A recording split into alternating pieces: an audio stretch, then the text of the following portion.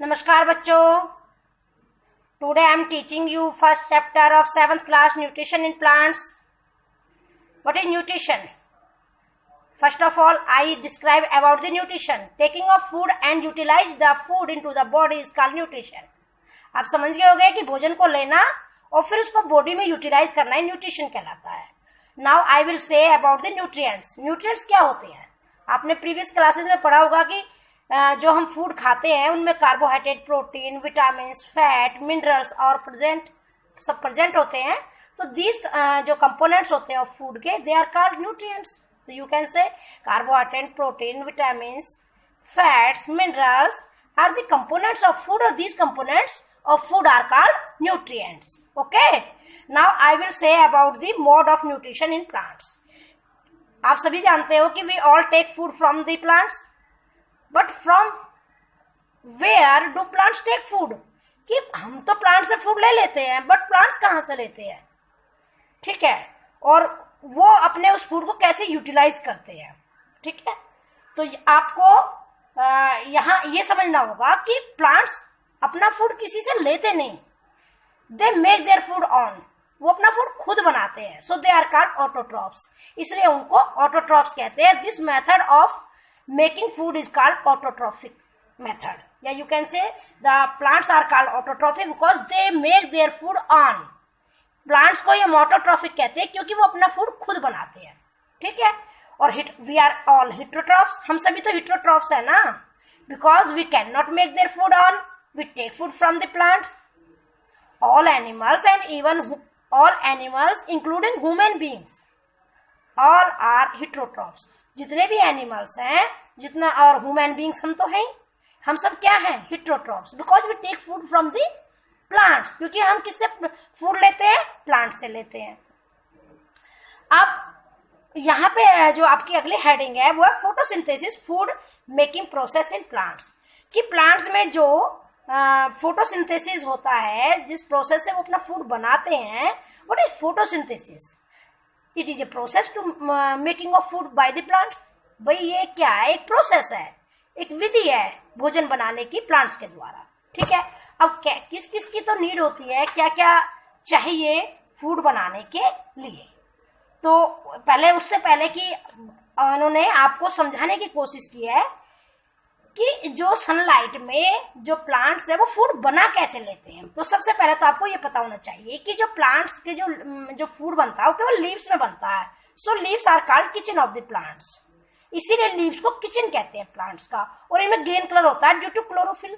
Chlorophyll के कारण जो इसका कलर ग्रीन होता है. और ये जो ग्रीन कलर होता है इसी कारण से अपना फूड बना पाते हैं, क्योंकि इन सनलाइट जो ग्रीन कलर होता है, क्लोरोफिल होता है, वो एक्टिवेट होता है. उसे एनर्जी जैसे ही मिलती है ना, आप मानिए जो एनर्जीफुल बच्चा होता है कैसे कूदता फांदता फिरता है, तो वही यही है कि वो भी क्या होता है, उसे एनर्जी जैसे ही मिलती है लीव्स को, क्लोरोफिल को, वो एक्टिवेट हो जाता है. और वो एटमोस्फेयर में से जो ये लीव का स्ट्रक्चर वैसे काट के दिखा रखा, ट्रांसवर्स सेक्शन. तो यहाँ स्टोमेटा होते हैं लोअर लेयर पर. तो स्टोमेटा में से जो कार्बन डाइऑक्साइड है वो एंटर कर जाती है लीव्स के अंदर. तो वहां कार्बन डाइऑक्साइड भी एंट्री कर जाती है, और जो वाटर होता है वो through roots enter in the leaves. वो भी रूट्स के थ्रू आ जाता है लीव्स में, और वो वाटर टूट जाता है हाइड्रोजन आयन में और ऑक्सीजन आयन में. अभी 7th क्लास में इतना डिटेल में नहीं जाएंगे, मैं आपको थोड़ा ही बताऊंगी कि जो कार्बन डाइऑक्साइड, आप ये समझ लीजिए, जो कार्बन डाइऑक्साइड आपने एटमोस्फेयर में से आई थी थ्रू स्टोमेटा, और वाटर रूट के थ्रू आए थे, और इन सनलाइट में क्लोरोफिल की हेल्प से वो किस में चेंज हो जाते हैं? वो फूड बना लेते हैं. यानी कि वो कार्बोहाइड्रेट बना लेते हैं, ऑक्सीजन गैस निकाल लेते हैं. ऑक्सीजन हम ब्रीथिंग के लिए यूज कर लेते हैं, और कार्बन डाइऑक्साइड निकाल देते हैं. वही कार्बन डाइऑक्साइड प्लांट्स के लिए यूज हो जाती है फोटोसिंथेसिस में. समझ में आ गया होगा आपको what is photosynthesis. You can say that it is a process for making of food by the leaves in sunlight with the help of carbon dioxide and water.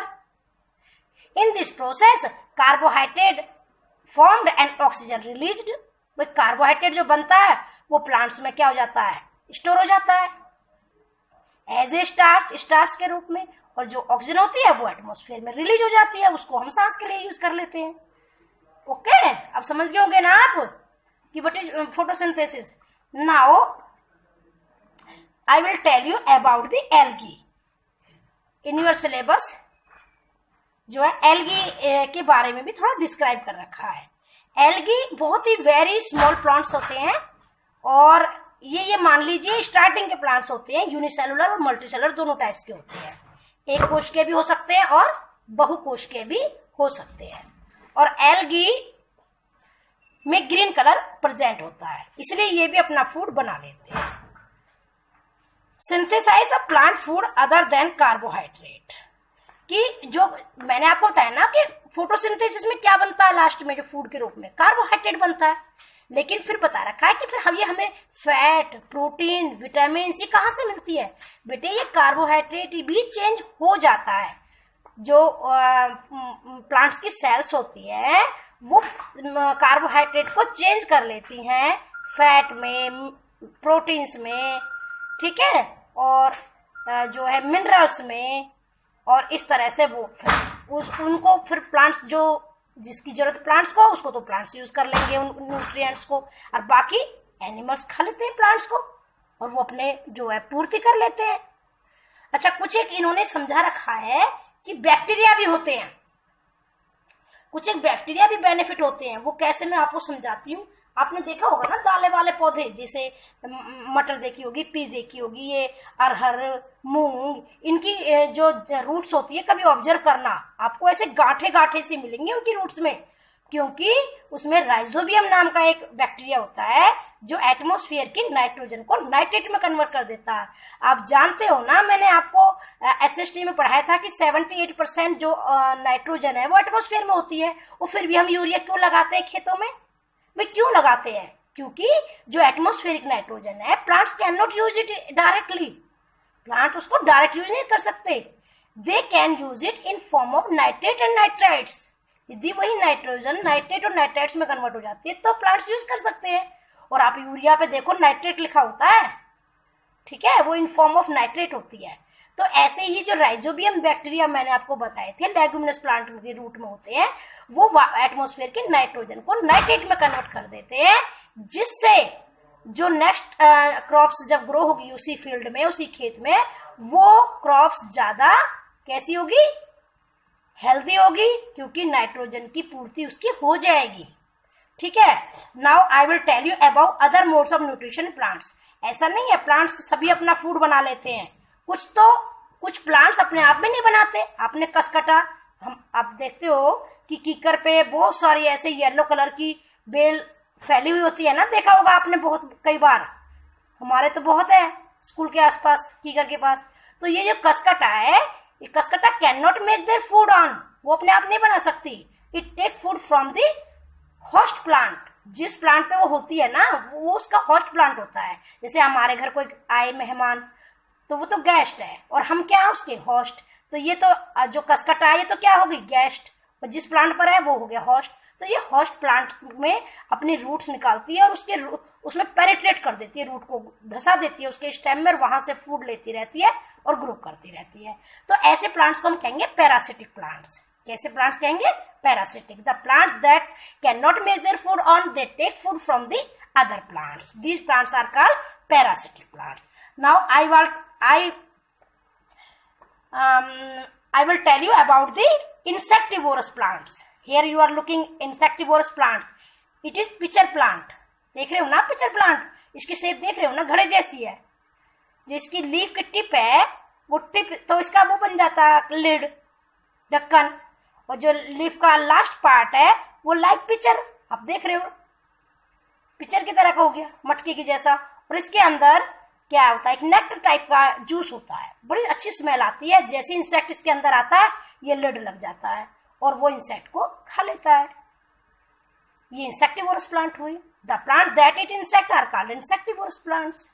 They grow in a marshy place. ये दलदली वाली जमीन पे होते हैं क्योंकि वहां पे नाइट्रोजन की कमी होती है लैंड में, इसलिए ये कीड़े खा करके, इंसेक्ट खा करके अपनी नाइट्रोजन की पूर्ति करते हैं. Now I will tell you about the saprotrophs. What are saprotrophs? Saprotrophs आपने देखा कभी कभी मशरूम को देखा, वो जो भी गोबर हमारी यहाँ इधर उधर जो पड़ी होती है ऐसे वेस्ट में, उसके ऊपर मशरूम हो जाती है। ठीक है, आपने देखा रोटी ब्रेड 2-3 दिन रख दो तो आपको ऐसे जो है ग्रीनिश से ब्लैकिश से मोल्ड्स मिलेंगे। तो दे आर क्या, they grow on the only dead things, you can say. They can take their food by the decay materials. सड़े हुए मटेरियल से ये अपना फूड लेते हैं प्लांट्स, तो इनको कहेंगे सैप्रोट्रॉफिक प्लांट्स या सैप्रोट्रॉप्स। और this mode of nutrition is saprotrophic nutrition, मतलब ये मेथड है इनका फूड लेने का, किससे, मरे हुए और सड़े हुए चीजों से। तो इसके एग्जाम्पल क्या आ जाएंगे, फंजाई आ जाएगा, मशरूम आ जाएगा। Okay, now I will tell you about the symbiosis relationship. What is symbiosis relationship?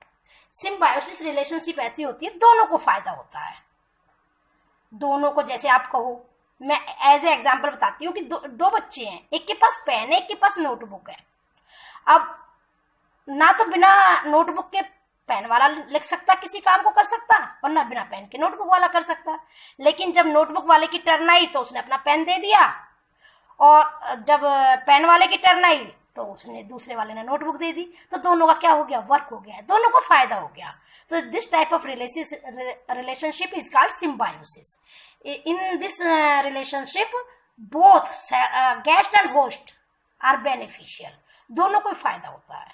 ठीक है, और लाइकेंस इसका एग्जाम्पल है। लाइकेंस जो है किस किस से बनता है, ये एक तो एल्गी और फंजाई। फंजाई अपने आप फूड नहीं बना सकता, एल्गी अपने आप फूड बना सकती है। लेकिन जो है फंगस कहीं भी चिपक जाती है किसी प्लांट से, किसी से भी, और वहां से जो है वो क्या करती रहती है, वाटर को एब्जॉर्ब करती रहती है। ठीक है, और फंगस और एल्गी अपने के पास क्लोरोफिल होता है तो वो फूड बना लेती है। फंगस जो उसे रहने के लिए जगह दे देती है। तो दोनों को क्या हो, और जो एल्गी के द्वारा बनाया हुआ फूड है उसको फंगस भी इस्तेमाल कर लेती है। तो दोनों को क्या हो जाता है, बेनिफिट हो जाता है। This relationship is called symbiosis relationship. Okay, now I will tell you how nutrients are replenished in the soil.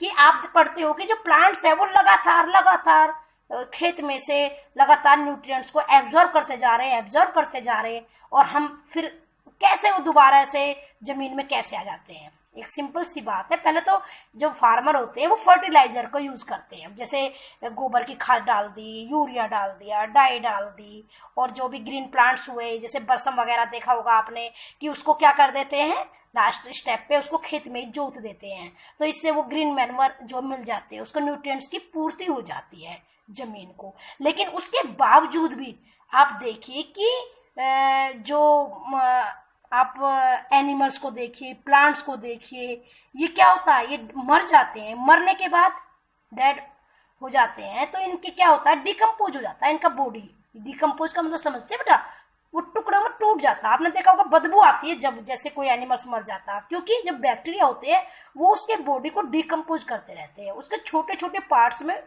तोड़ते रहते हैं, और फिर वो किस में मिल जाता है, जमीन में। ठीक है, और इस तरह से जो है धीरे धीरे जमीन में न्यूट्रिएंट्स थे उनकी पूर्ति पूरी हो जाती है। ओके, अब इसके जो चैप्टर के क्वेश्चन आंसर है वो कल भेजेंगे।